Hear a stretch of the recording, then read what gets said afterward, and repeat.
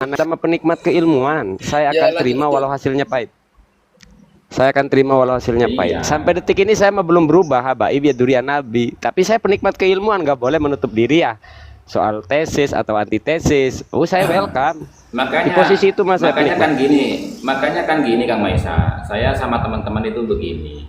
Saya kalau buka Komal itu ya bikin judul jaga persatuan dan kesatuan. Artinya apa? Kita kembalikan polemik nasab ini pada jalurnya. Jalurnya itu apa? Jalurnya itu adalah diskusi keilmuan, bukan caci maki, fitnah, framing, penggiringan opini, provokasi, adu domba. Bukan itu ranahnya, gitu loh. Itu. Nah, makanya saya katakan, adapun Robito ataupun Ba'alawi secara keseluruhan itu meyakini ya bahwasanya mereka itu cucu Nabi berdasarkan informasi yang dia dapatkan turun temurun dari leluhurnya, itu hak asasi mereka yang dilindungi undang-undang, karena negara kita ini melindungi kebebasan berekspresi, berpendapat dan lain sebagainya, gitu loh.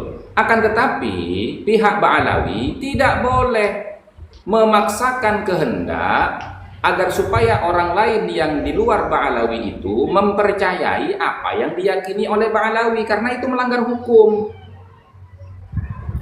Karena apa? Orang tidak percaya, itu juga ekspresi dia, itu juga pendapat dia, gitu loh. Nah, akan menjadi pelanggaran hukum ketika orang itu ya tidak menerima pendapat orang lain yang didasarkan kepada kajian-kajian pustaka dan scientific DNA yang sudah jelas dan resmi, gitu loh. Maaf Gus, setahu saya kan mereka sudah legowo katanya. Setahu saya kan mereka katanya sudah legowo, boleh tidak percaya. Perasaan itu banyak video seperti itu. Iya. Cuma kan ini kan mukibin-mukibinnya model Kori ini kan, gitu loh. Sebenarnya kan begini Kang Maisa, titik poin daripada polemik nasab ini, ada pada dua masalah. Masalah yang pertama itu adalah sumber referensi daripada Ali As-Sakran yang menyebutkan leluhurnya bernama Ubaid, gitu loh. Nah kemudian matan penulisan namanya, ketika dia mengatakan Abdullah yang tercatat dalam kitabnya Al-Janadi itu adalah bentuk tasghir daripada Ubaidillah. Ubaidillah itu bentuk tasghir daripada Abdullah yang kemudian diikhtisor menjadi Ubaid hanya karena alasan ketawaduan, dan itu tidak ada sumber sanad periwayatannya. Jadi nasabnya Ba'alawi itu menurut hasil kajian kami itu terdapat dua illat, al-illatu fis sanadi wal matani, illat dalam sanad periwayatannya dan cacat di dalam matan penulisannya. Nah, cacat dalam matan penulisan itu dalam perspektif ilmu nasab dikatakan adraj, gitu loh. Nah, adraj ini itu bisa menjadi sebab batalnya sebuah informasi. Silsilah nasab, gitu loh.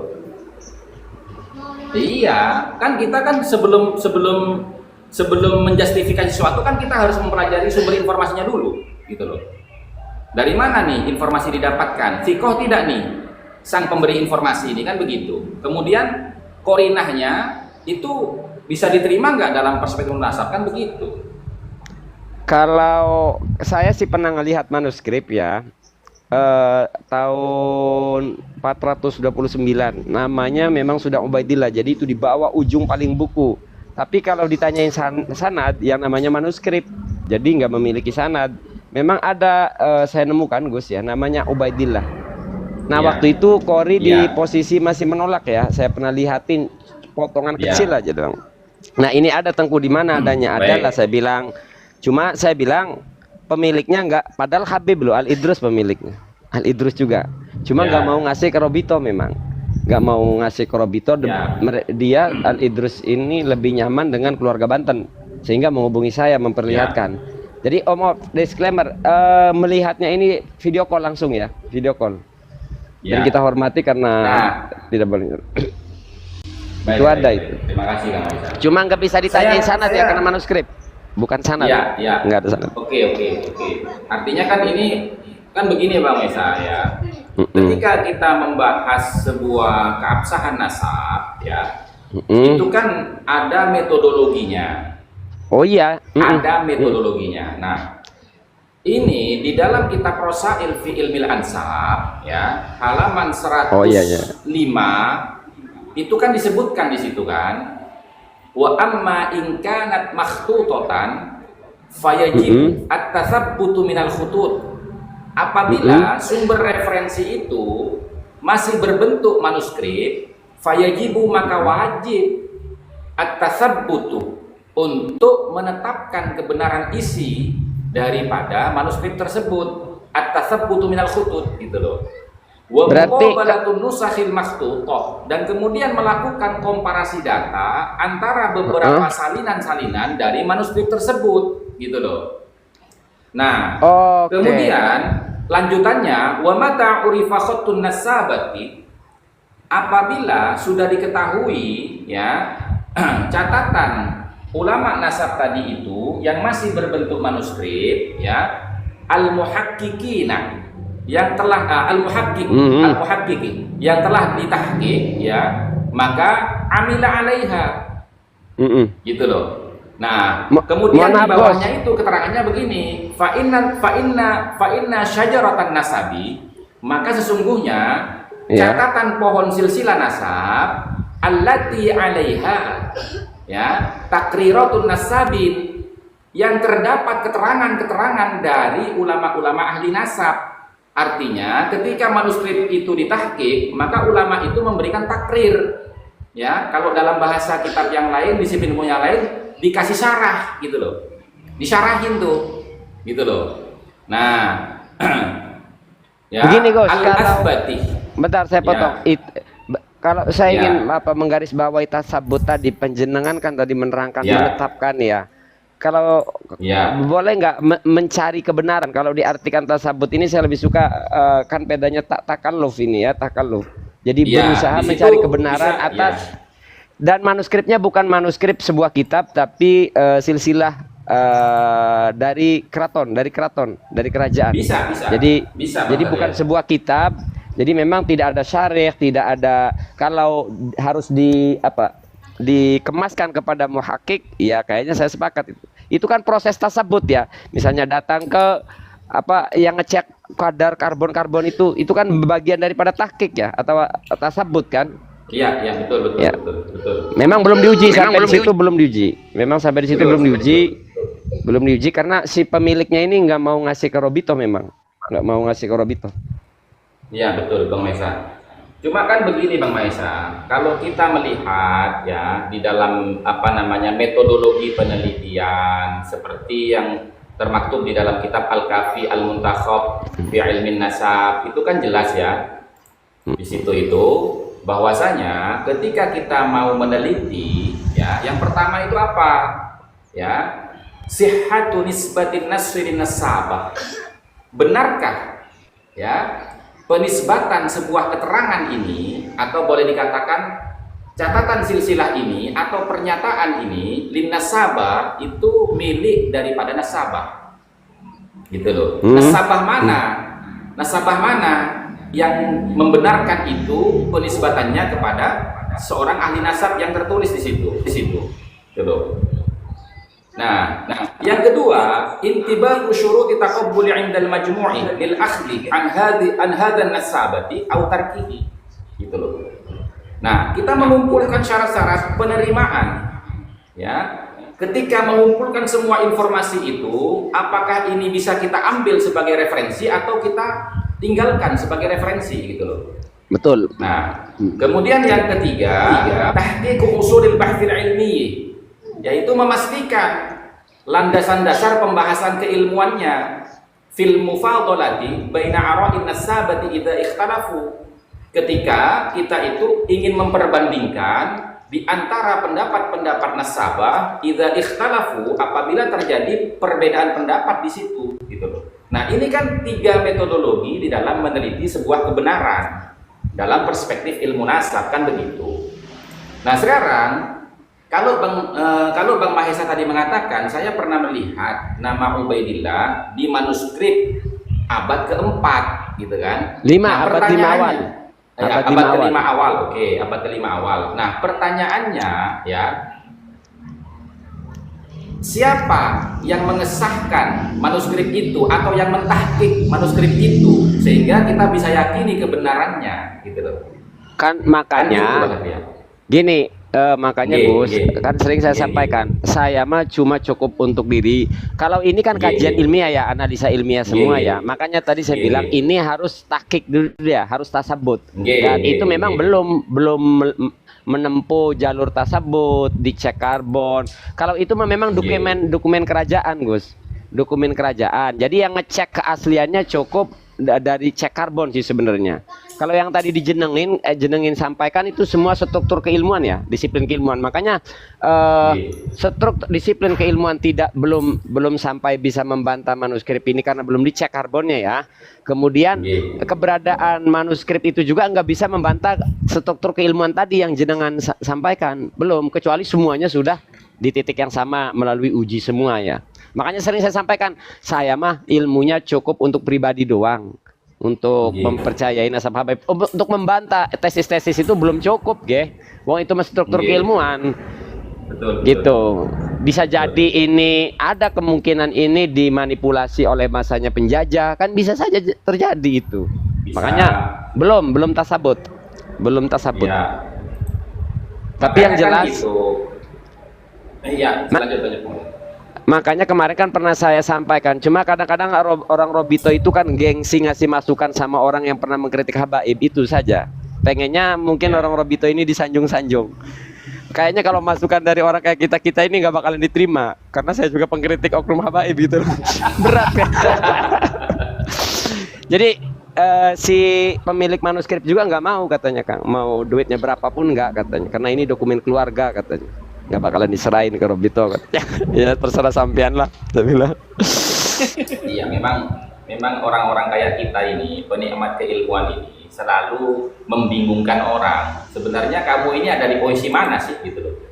Padahal saya sudah menjelaskan dari awal, saya itu tidak peduli nasabnya Habib itu mau nyambung mau enggak, saya enggak peduli itu. Saya hanya mengambil kesempatan untuk mempelajari kaidah-kaidah ilmu nasab. Karena apa? Karena ilmu ini belum pernah masuk ke dalam kurikulum pendidikan formal maupun non formal, termasuk diantaranya pondok pesantren, gitu loh. Jadi ini kesempatan kita sebagai bentuk hikmah dari polemik nasab ini, gitu loh. Makanya kan saya selalu begini kan, saya tidak mendukung Kiai Imad secara personal, gitu loh. Tapi saya mendukung ketika pendapatnya Kiai Imad itu ya ternyata bisa terkonfirmasi di dalam sumber referensi yang dia cantumkan dalam bukunya, gitu loh.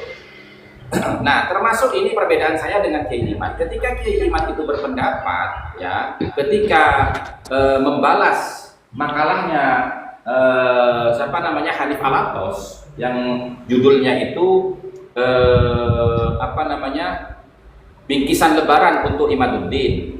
Di situ Kiai Imad membalas karena Hanif Alatos itu menggunakan referensi pernyataan daripada Salim bin Yusuf bin Ismail An-Nabhani. Ya, Kiai Imad menjawab bahwasanya Yusuf bin Ismail An-Nabhani itu ya tidak mengisbat nasab Alawi dengan kalimat itu. Itu hanya karena terpengaruh dari pergaulan, gitu loh. Terpengaruh dari pergaulan. Nah, saya kurang begitu sepakat dengan penjelasan itu. Bukan berarti saya tidak menyalahkan ya, menyalahkan pendapat itu, tapi kurang sepakat saya. Dan saya memberikan penjelasan alasan tidak bisa diterimanya referensi Hanif Alatos menggunakan Yusuf bin Ismail Nabhani itu ada lima hal.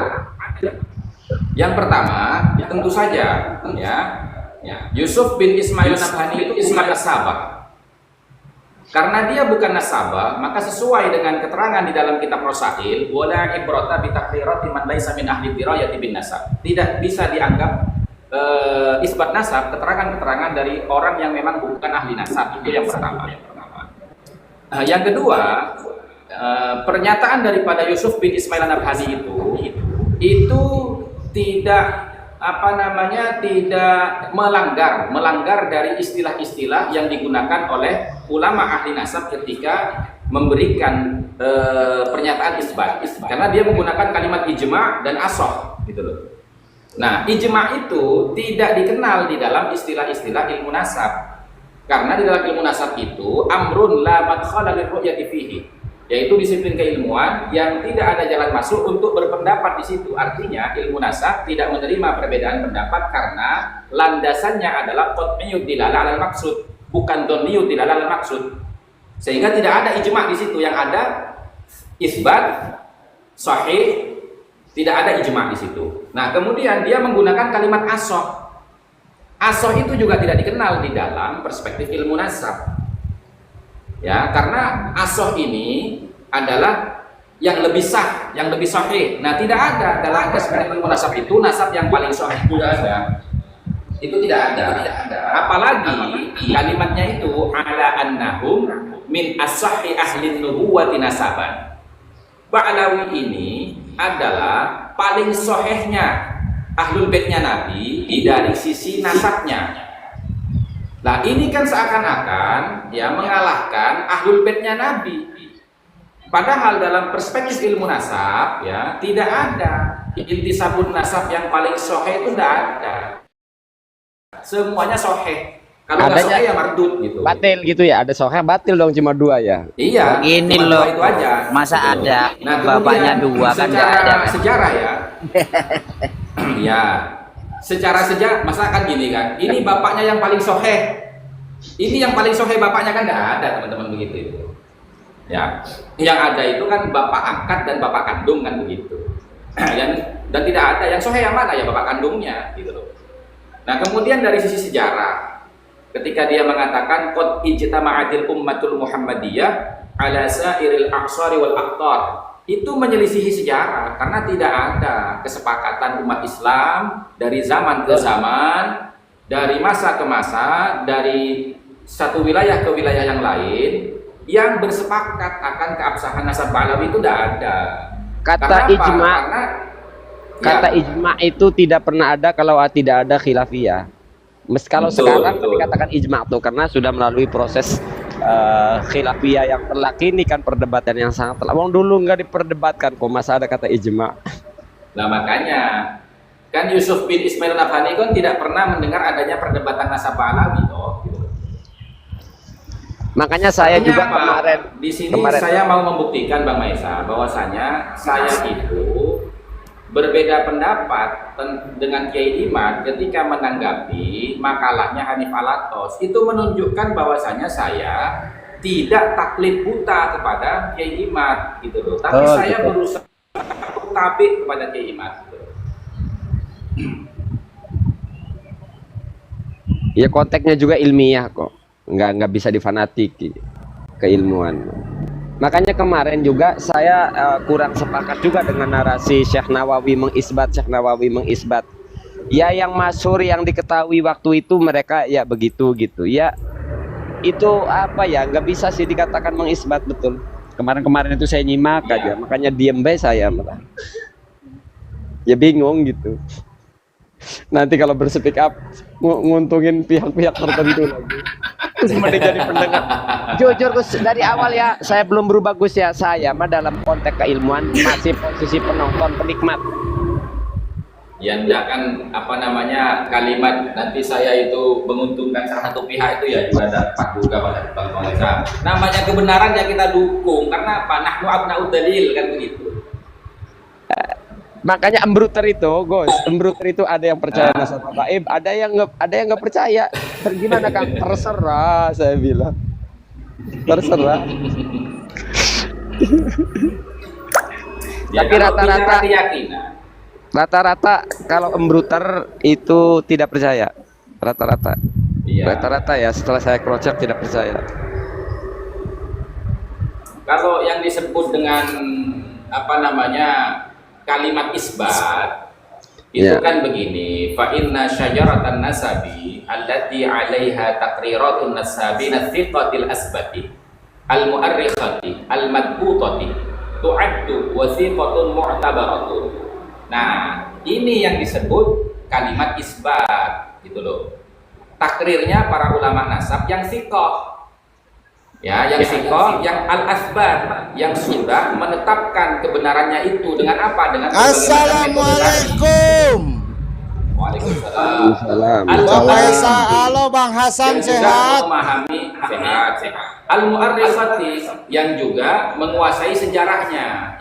Kenapa? Karena begini, wala tatimmu ma'rifatul ansabil ba'idil syakhsi, ya, min kutubil ansabil mutadawalati illa bi ma'rifati tarikhi abaihi wa masqati ra'sihi. Makanya di sini harus mu'arrikhati, gitu loh.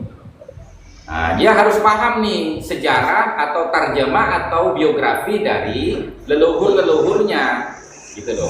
Al-madbutati yang sudah diyakini kebenarannya, tu'addu wasiqatun mu'tabaratun, itu yang dianggap sebagai wasiqah yang mu'tabarah, ya, atau isbat yang valid, gitu loh. Nah, kemudian wala ibrata bi taqrirati man laisa min ahli dirayati bin nasab. Selain daripada itu tidak dianggap sebagai bentuk isbat nasab. Itu.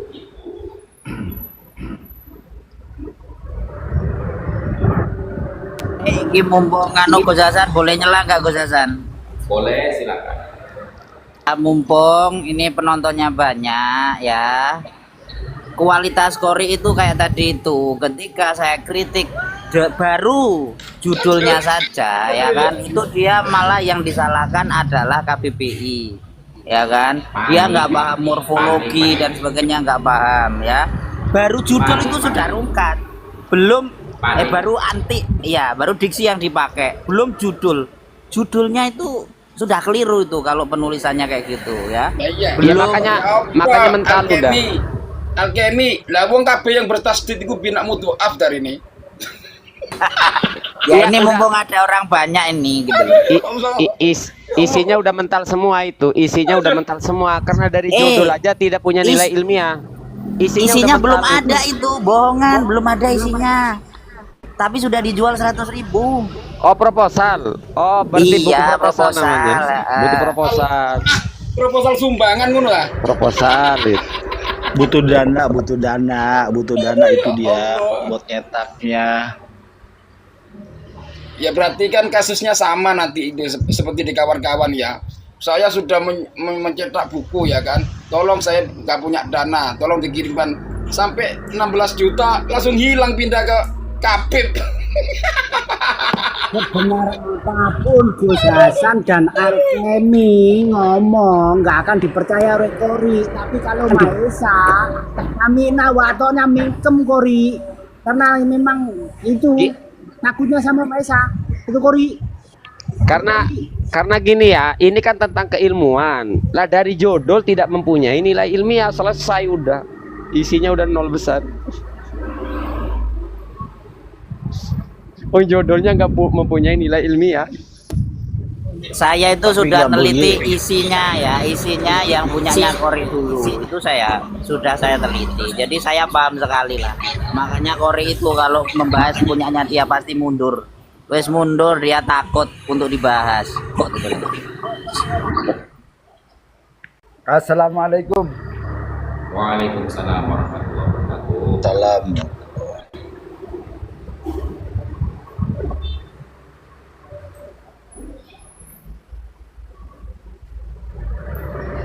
Saya itu nulis buku udah selesai, nyari judulnya sampai dicetak itu masih kelenger.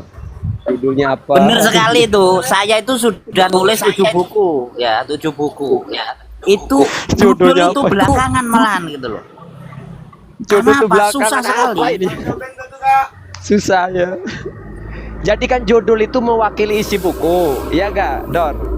Presentasi dari isi itu judul gitu. Dari isi itu. Jadi makanya kalau judulnya udah keliru pusing saya, karena saya juga pernah menulis buku, sulit dari judul buku. Teruslah, Nah, kalau izin pamit semuanya, Gus Hasan, Lora, Ya, izin makasih, pamit. makasih. Ya. Terima kasih. Terima kasih Kang Maesa.